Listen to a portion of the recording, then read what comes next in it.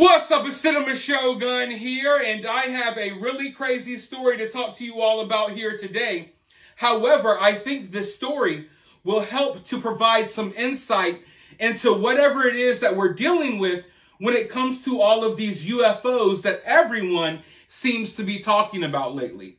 As you all know, as of late, it seems like a lot of people are starting to step forward, revealing information that they have on UFOs and aliens.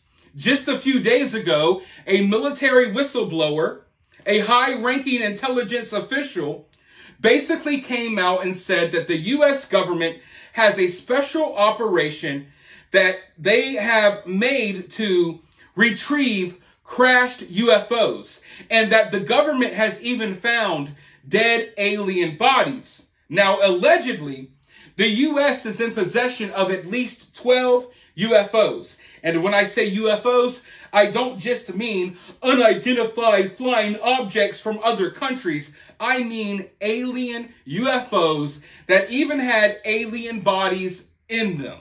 Okay? That's what the claims are. Well, now, a military veteran, a former Marine, has broken over 14 years of silence. And he is coming forward, and he is saying, he's claiming that him and his little squad, they actually saw a UFO while they were on a mission. But not just that. This is where it gets crazy.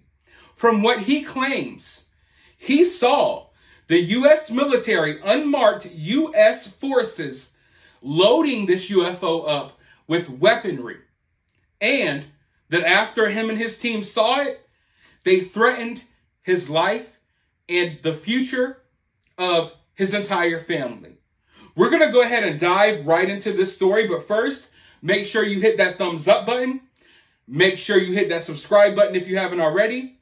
If you guys enjoy this content, it's totally free to watch and it's totally free to support. All you have to do is hit the thumbs up button and drop a comment down below. Now, if you would like to take things one step further, you can always drop a super thanks. But without further ado, let's go ahead and dive right into this story because, man, this might be the craziest story yet. A former Marine claims that he and 5 comrades saw a flying saucer being loaded with weapons while serving in Indonesia in 2009. And he and his team were threatened at gunpoint by unmarked U.S. forces at the scene. Michael Herrera was a 20-year-old rifleman sent on a Navy humanitarian mission during the 2009 Sumatra earthquake and tsunami that devastated the region. In an exclusive interview, he claims that while guarding an airdrop of aid supplies outside the city of Padang in October that year, his 6-man unit stumbled across a hovering octagonal craft in apparent use by U.S. forces. After 14 years of silence, Herrera was emboldened by new UFO whistleblower protections. And in April, he testified under oath to the government's UFO investigation team, other known as the All-Domain Anomaly Resolution Office, the AARO, as well as a Senate committee. He provided his unblemished 4-year service record and text about the incident with an alleged fellow witness who refused to talk, saying that it was not worth his life or jeopardizing his family. The Denver native joined the Marines fresh out of high school. He had been serving for less than 2 years when he was deployed to the Philippines as a member of the 31st Marine Expeditionary Unit to help distribute aid in the wake of a typhoon. When a 7.6 magnitude earthquake struck Sumatra on September 30th, 2009, his 2nd Battalion, 5th Marines, Echo Co. 2nd Platoon, was rerouted to help guard helicopter aid drops around Padang City beset by violence from local insurgents. Around October 8th, he and 5 fellow Marines were dropped off at a clearing in the northeastern part of the city by a CH-53 chopper, and then they hiked up a 900-foot ridge to take their positions for the incoming supply drop. It was then that he spotted a strange object in the jungle on the other side of the hill. I could see something moving and rotating, he said. It was changing colors between a very light matte gray to a very dark matte black, he said. It just stuck out like a sore thumb amongst the trees and shrubbery. Oddly, he said, they had not been given any radios for this mission. So instead of calling it in, they edged down the hill in formation together to investigate, while Herrera snapped photos and video on his Panasonic camera. The thing was massive, the size of a football field, Herrera said. The craft was rotating in a clockwise motion while changing colors. It had an audible hum to it, like the sound of a transformer or a guitar amp. It was an octagonal shape with a pyramid at the top of it that was black. It had scales that were on the outside of the craft that covered the whole entire craft. It had seams and sharp edges, which I suspect to be man-made. Nothing on it was smooth. It had some panels on the vertical edges that were like Vandablack.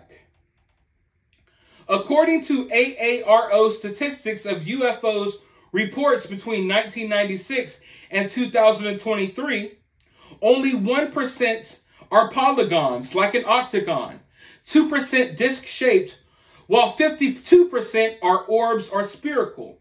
However, an object shot down in February over Lake Huron, Michigan by F-16 fighter jets after their first missile missed was described as octagonal by Congress members briefed on the incident. Herrera claimed that when he and his 5 comrades got within 150 feet of the craft, they were ambushed by 8 men wearing all black camouflage, bulletproof vests, wielding M4 rifles with high-end night vision attachments given to elite U.S. troops. They had their weapons drawn on us, he said. We could audibly hear their weapon safety levers flipping off of safety. Who the F are you guys? What are you doing here? 2 of them yelled with American accents, he said. They said we were not supposed to be there and that they could kill us. As the men continued to threaten them, they took the Marines' weapons, they dumped their ammunition and scanned their military IDs.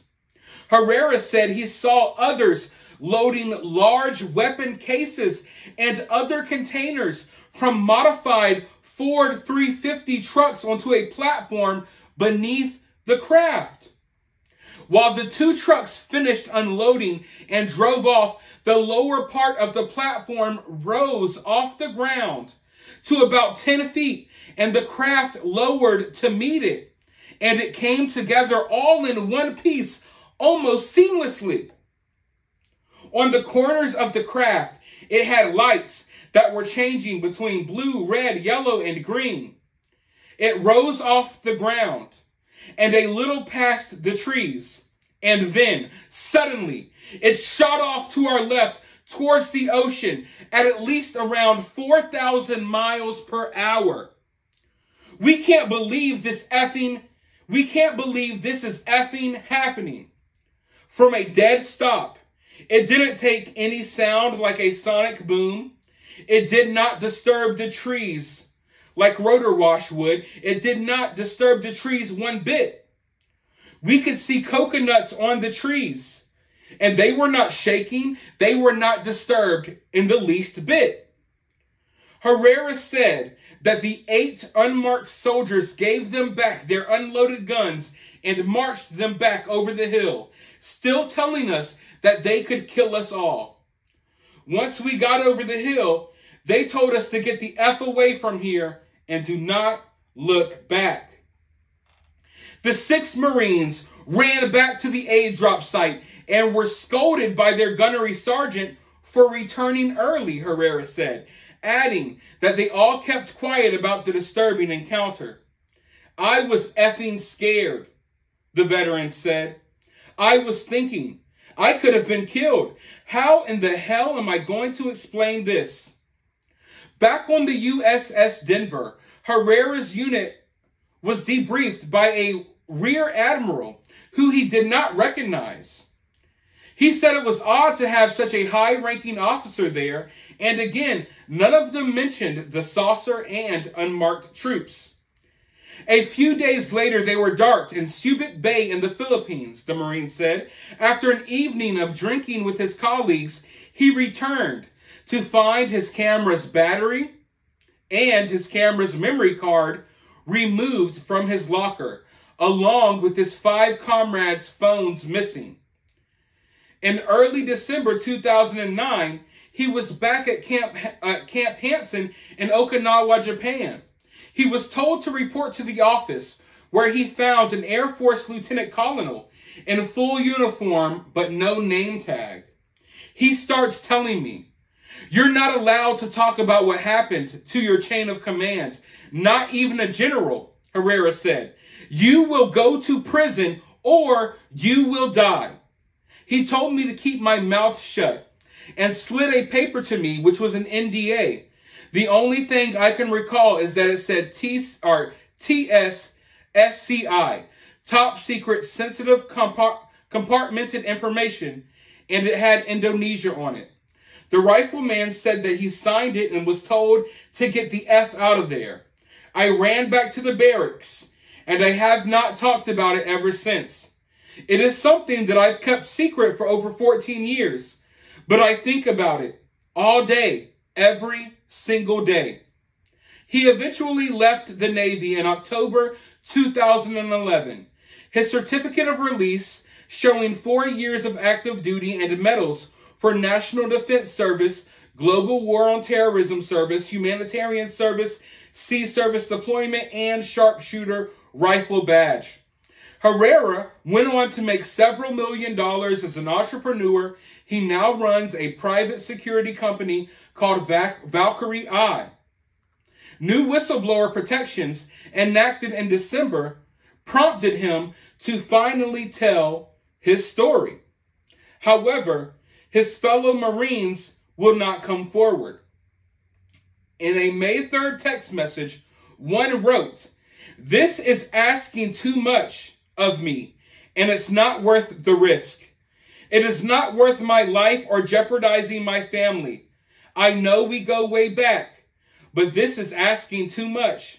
You need to get out of whatever you are in and do not get me involved in this mess. My career is not worth helping you. Do not ask me to speak about this ish ever again." Whew! Now that is some heavy stuff right there. And listen, I don't know about you all, but I can't necessarily blame this dude's fellow soldiers, his fellow crew members, because he has gotten the courage to speak out about what he saw that day. And he's trying to get his fellow Marines to do the same, but they refuse. And, even though I'm someone that I want this information to get out there, I want people to come forward revealing all of this info. But can you really blame those guys for not coming forward? I can't, because who knows what may happen to them. But even the text messages that he has, it verifies that the story is real. Because it's not like the fellow Marine texted him back and was like, "What are you talking about?" No, he knows exactly what he's talking about. He knows how serious it is. And like he said, I don't know what you're getting into, but you need to get out of it. Now, this is obviously way different than a lot of the stories we hear about UFOs, because in this situation, we have a former Marine saying that he saw U.S. forces loading up equipment and weapons into a UFO, and that they then flew off in that UFO. What does that tell you? If this is true, then possibly our government, our military, the powers that be, are already using alien equipment. They're already using these high-powered ships. Or did he witness the U.S. military working alongside aliens?